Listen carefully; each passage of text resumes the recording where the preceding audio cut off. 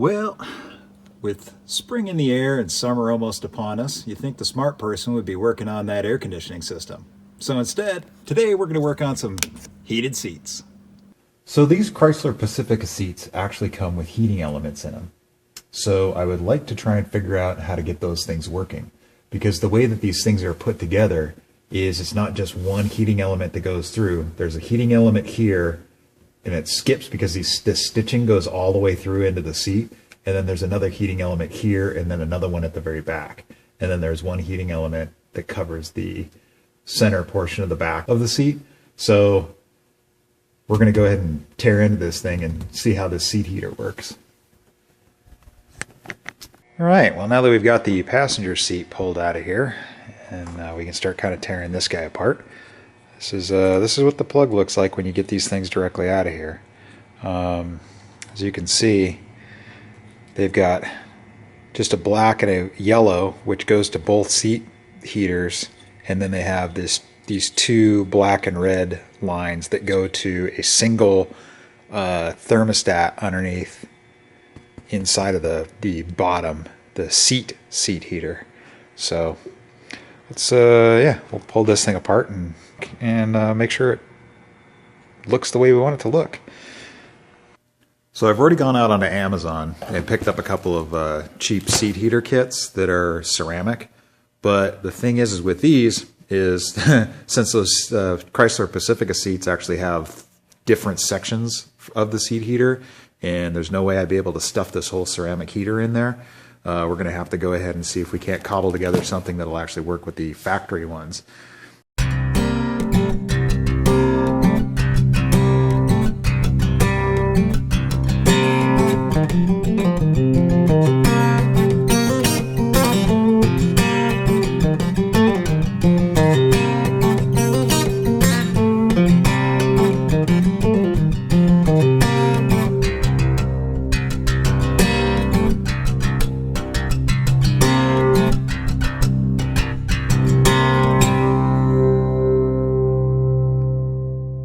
Okay, so we've got this thing kind of wired up on the bench here. I've got the relay and the switch out of the universal seat heater kit.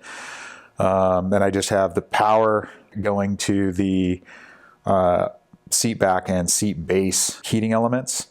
And then I have my multimeter hooked up to a temperature sensor that's in the seat, since I don't think there's any inline thermostatically controlled cutoff inside of the seat heater element like there is on the factory ones.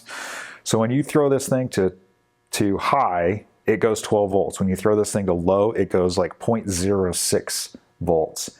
And you can tell when you throw it to high, you can watch the meter, and that thing starts heating up pretty quick because you can see the voltage or the resistance dropping on that probe. But if we throw it to low, and you can hear this thing kick, you can hear the relay kick off, and then you can still see that thing drop. I'm going to leave it on low, and we're going to see how far down this thing drops before it levels out. Because theoretically, it should level out fairly quickly. Yeah, it's still cool. It's still going down. I feel no appreciable. It's about 50 degrees in the shop right now. I can kind of starting to feel a little bit of heat maybe. It's a 5-degree difference from what's in the shop. So it's gone up very, very slowly. Well, not very, very slowly, but pretty damn slow. Okay, we're going to throw 12 volts to it, see what happens. Ooh, now we're moving. You can see that thing's screaming now. Let's just run it for high heat for a little bit and see if this thing burns up. Worst case scenario, I get heated seat covers. Actually, worst case scenario, I light this thing on fire, but meh. It'd be a learning experience.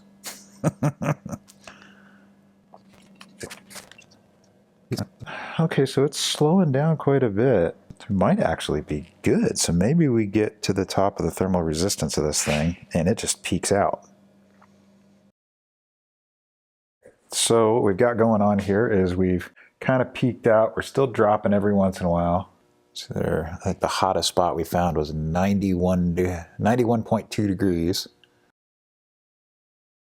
So we're in the 80s, mid 80s, and we peaked out at 91.8 at the hottest spot.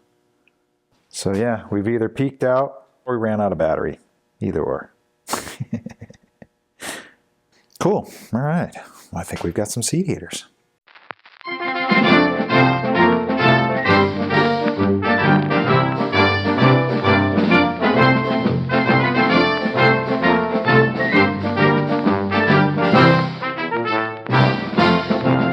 So we've got a cable running all underneath there, up in the dashboard, and then up to our switch, which is mounted right up there. So this will be cool. So let's get the seat back in and try not to make people sick. So there we go. We've got heated seats in the truck.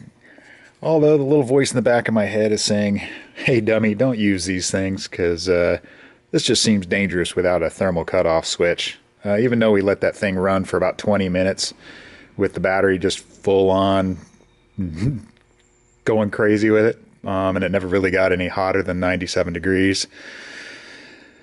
I just want some extra protection. So I'm going to wire up a protection circuit based on that the resistance of that temperature probe, and wire it into the back so that it'll trip that relay once it reaches temperature, and then reseat the relay once it drops in temperature, so that I can have a little bit more faith that this thing isn't going to overrun and burn down my truck, because that would suck. Anyway, hope you enjoyed this video. Hope you got something out of it, and yeah, we'll see you in the next one. Yes, and in case you were wondering, I did do all of the prototyping and testing with the driver's seat, because if I burn up the seat heater and mess it up on this seat, I don't have to worry about it, because I can always just get a seat cover seat heater. But if I mess up the passenger seat, that's the seat heater that's most important in the truck, because we know who sits over there. The boss. Anyway.